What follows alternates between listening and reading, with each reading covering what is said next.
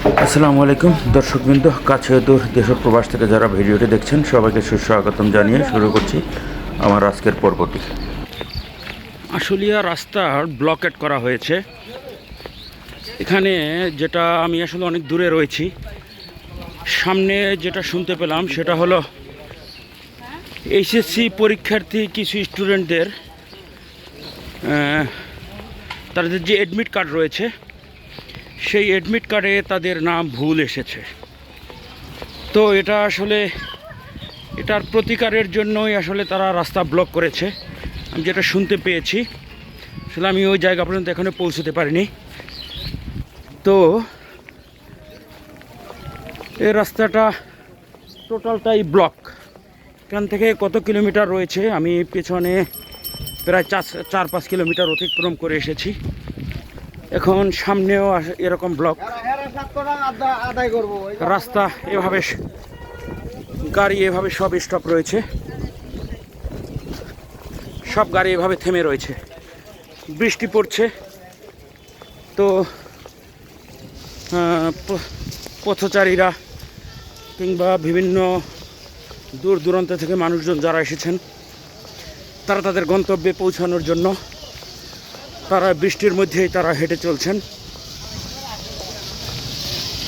তো আমাদের দেশটা এমন একটা অবস্থা, কারো কোনো প্রবলেম হলেই তারা সবাই রাস্তায় নেমে পড়ে দাবি আদায়ের জন্য।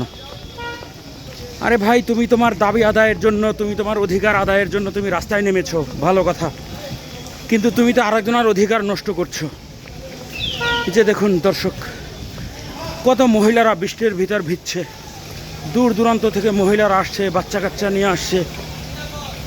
তো এই দেশ আসলে, এখান থেকে এই দেশে আমরা যারা রয়েছি আমাদের আসলে এর থেকে কোনো পরিত্রাণ নেই, কোনোভাবেই আসলে এর থেকে আমরা পরিত্রাণ পাবো না। তো ভেবেছিলাম যে একবার বিদেশ চলে যাব, কিন্তু আসলে সিদ্ধান্তটা নিতে অনেক দেরি হয়েছে। বয়স একটা ফ্যাক্টর হয়ে দাঁড়িয়েছে। সব কিছু ক্যালকুলেশন করে দেখলাম যে আসলে যে বয়স, তাতে দেশের বাইরে গিয়ে নতুন করে আবার স্ট্রাগল করতে হবে, আবার সব কিছু নতুন করে। তো সেক্ষেত্রে আসলে মৃত্যু পর্যন্তই স্ট্রাগল। তো ওই থিঙ্কিং করে আসলে থেমে গিয়েছি। তবে আমি উৎসাহিত করব এই দেশে যারা রয়েছে, 18-20 বছরের তরুণ যারা রয়েছে, আমি তাদেরকে উৎসাহিত করব এই দেশ ছেড়ে চলে যাওয়ার জন্য। এই দেশে এর থেকে ভালো কিছু হবে না, এই দেশে এর থেকে আর ভালো কিছু হবে না। অতএব তোমরা 18-20 বছর বয়সী যারা রয়েছো, বাবারা, ছোট ভাইরা, তোমরা এই দেশ ছেড়ে চলে যাও। ইউরোপের বিভিন্ন কান্ট্রিতে সবাই ঢুকে যাও। ইউরোপের বিভিন্ন কান্ট্রিতে ঢুকে স্ট্রাগল করলে ওখানে নিজের লাইফ সেটেল করার জন্য যথেষ্ট অপরচুনিটি রয়েছে। এই হলো দেশের পরিস্থিতি। এই কোথায় যাব, কি করব, মানে কোনো, আল্লাহু আকবার, আল্লাহ মাফ করে দিয়েন। এই যে,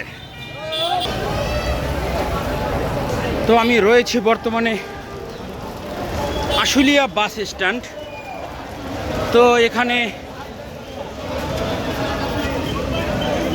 এই যে মূলত যেখানে ঝামেলাটা ছিল, স্টুডেন্টরা আসলে মূলত এখানে এই রাস্তাটা ব্লক করেছে। তো এখন তারা তাদের অধিকার আদায়ের জন্য, এখন ভাই এখানে সত্য কথা বললে হয়তো বা, এই দেশ তো এমন অবস্থা, এই দেশে সত্য কথা বলা যাবে না। এই দেশে সত্য কথা বললে ভাই আপনার পিঠের চামড়া থাকবে না। তো যা বোঝার বুঝে নেন। এই হলো আমাদের দেশের পরিস্থিতি। ভাইজান একটু পাশে যান, একটু দেখাই। এই হলো এখানে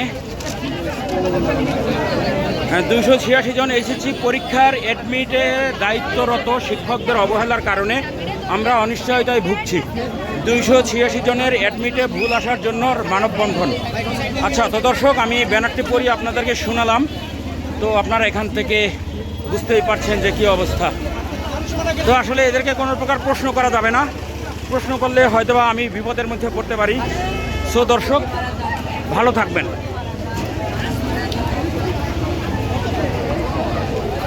এই হলো 286 জন, তাদের ভবিষ্যৎ নির্ধারণের জন্য তারা রাস্তা ব্লক করেছে। আর এই হলো এখানে হাজার হাজার গাড়ি, লক্ষ লক্ষ পথচারীদের এভাবে দুর্ভোগ, বৃষ্টির মধ্যে সবাই ভিজছে। এই যে আমি আমার দাবি আদায়ের জন্য, আমি আমার অধিকার আদায়ের জন্য আমি আরও লক্ষ কোটি মানুষের অধিকার হরণ করব। এই হলো আমাদের বাংলাদেশের অবস্থা।